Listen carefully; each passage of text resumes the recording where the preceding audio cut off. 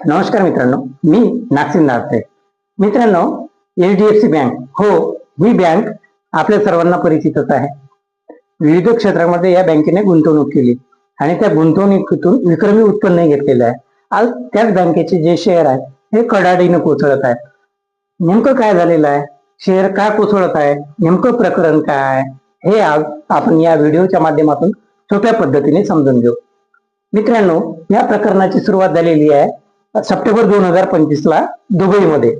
तिथल्या Dubai financial service ऑथॉरिटीने एक आरोप केलेला होता. एचडीएफसी बँकेचे काही कर्मचारी यांनी तिथले जे एनआरआय आहेत त्यांच्याकडून एटी बॉन्ड घोटाळा केलेला आहे. म्हणजेच एटी बॉन्डच्या खोटे एटी बॉन्ड देऊन त्यांनी त्या एनआरआय कडून पैसे उकळून घेतले.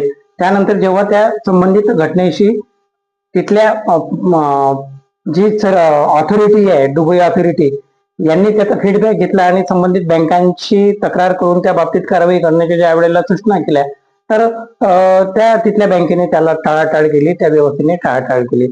तर हा जो घोटाळा आहे हा दुबईमध्ये आणि बहरीनमध्ये झालेला होता.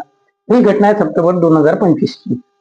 आज मे महिन्यामध्ये, म्हणजे आताच्या एप्रिल किंवा मे महिन्यामध्ये भारतामध्ये त्याचा इम्पॅक्ट कसा दिसून आला किंवा हे बँकेच्या विषयी विविध चर्चा का व्हायला लागल्यात, तर याचं महत्वाचं कारण म्हणजे जे चेअरमन आहेत अथर्व चक्रवर्ती यांनी अचानकच दिलेला राजीनामा. आणि मग त्या राजीनामा देताना त्यांनी काही शब्द मेन्शन केले, त्यांनी व्यक्त केले की मी माझी जी नीतिमत्ता आहे या नीतिमत्तेला कायम ठेवून किंवा काही गोष्टी मला न आवडणाऱ्या आहेत त्यामुळे त्या गोष्टीला विरोध न करता मी त्यापासून तपशील बाहेर निघालेलो आणि मी राजीनामा दिलेला आहे. अशा प्रकारचं काहीच जे स्टेटमेंट आहे हे अथर्व चक्रवर्ती यांनी दिलेलं आहे. तेच बँकेचे जे सीईओ आहेत जगदीशन यांनी या घटनेला अगदी हलक्यात घेतल्यासारखं वाटते. त्यांनी सहजपणे म्हटलेलं आहे की अशा या मोठमोठ्या बँकांमध्ये ह्या छोट्या छोट्या गोष्टी घडत असतात, त्यामुळे त्याला एवढं सिरियसली घ्यायचं नसते. तर प्रश्न हा निर्माण झालेला आहे, ज्यांची याच्यामध्ये गुंतवणूक झालेली आहे त्यांच्या हृदयाचे ठोके वाढायला यामुळे लागलेले आहे की नेमकं बँकेचं आहे काय, बँकेची काही अडचण तर नाही ना, बँकेमध्ये काही घोटाळा नाही तर नाही ना.